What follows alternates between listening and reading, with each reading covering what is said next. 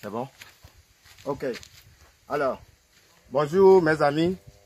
Vraiment, je veux m'adresser particulièrement à tous les Africains qui sont en Europe. Alors, rester en Europe, ça ne veut pas dire que vous oubliez les réalités de l'Afrique. Est-ce que vous me voyez? C'est ça que les gens font chaque jour. Plus de 90% sont dans ce secteur-là. Ça, les maçons, les Zemi-Djaman.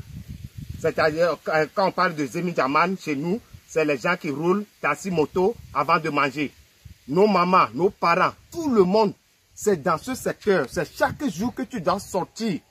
Aller faire ça et revenir à la maison peut-être pour gagner 1000 francs pour nourrir ta famille. Si vous pensez que les mesures drastiques de l'Europe, c'est bon pour toute l'humanité pour pouvoir tuer le coronavirus, vous devez penser 2 fois sur ce que vous envoyez sur les nets. Et ce que vous publiez et les décisions que vous demandez à nos États de prendre. Ces décisions-là ne sont pas des décisions pour les Africains. Alors, mes parents qui sont dans des villages, et c'est le moment même d'aller au champ cultiver, maintenant vous voulez arrêter.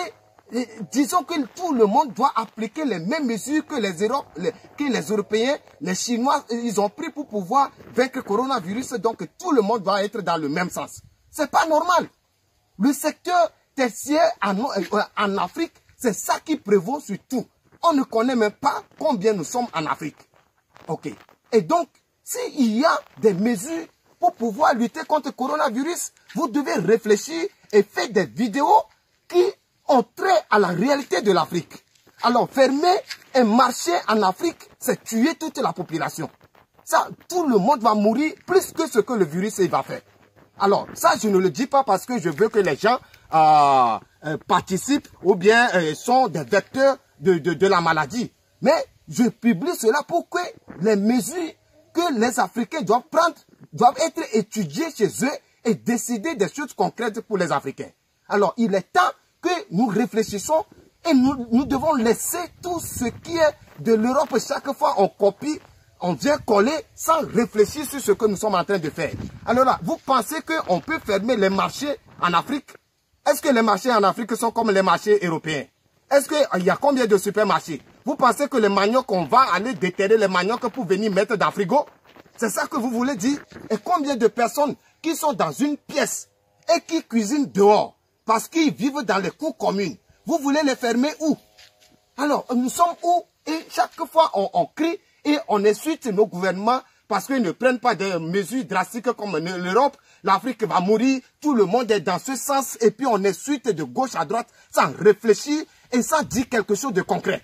Hier, j'ai lu les ajournements que OMS avait fait, que non, AI ne tue pas la maladie, le soleil ne tue pas la maladie, la chaleur ne tue pas la maladie. On s'en fout.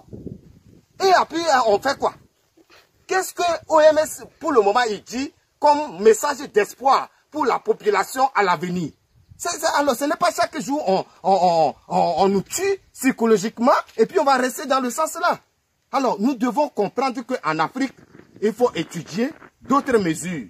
Ce que nous pouvons faire pour qu'on ne va pas tuer ni la population, mais essayer de trouver des moyens pour contrecarrer la maladie.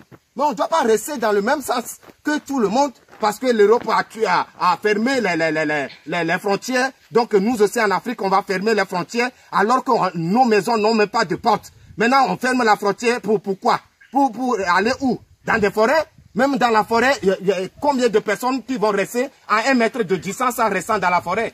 Alors soyons vraiment des gens concrets et réfléchissons surtout les Africains qui sont un peu partout et ils pensent que c'est fini parce qu'ils sont en Europe, en Asie, aux États-Unis. Donc les mesures là-bas, c'est ça qui convient pour tout le monde. Ce n'est pas la même chose chez nous ici en Afrique. On doit réfléchir sur ce que nous sommes en train de dire et ce qu'on doit faire. On ne peut pas fermer les marchés, on ne peut pas fermer les boutiques. Chez nous, ici, ça n'existe pas. On ne peut pas renvoyer les gens de rester à la maison parce que la population, ils mangent journalièrement. Donc, c'est ce qu'ils gagnent, c'est ça qu'ils mangent. Donc, il n'y a pas de gouvernement en Afrique qui va nous dire, il connaît 100% le nombre de sa population et il va envoyer à manger à toutes ces populations-là. Ça n'existe pas. Donc, réfléchissons et communiquons vraiment des informations et des idées qui peuvent nous aider. Vous pensez que les gants coûtent combien? 1 euro en Europe, ça fait combien en Afrique? Vous pensez que c'est tout le monde qui a de moyens pour acheter de gants, de cache-nez et remplacer ça à chaque 1 heure de temps? En Afrique, on gagne combien par mois? Alors, je vous avertis de réfléchissez et trouvons des mesures concrètes pour pouvoir sensibiliser les gens afin que les gens ne tombent pas dans les chaos que les autres pays sont déjà. Je vous remercie.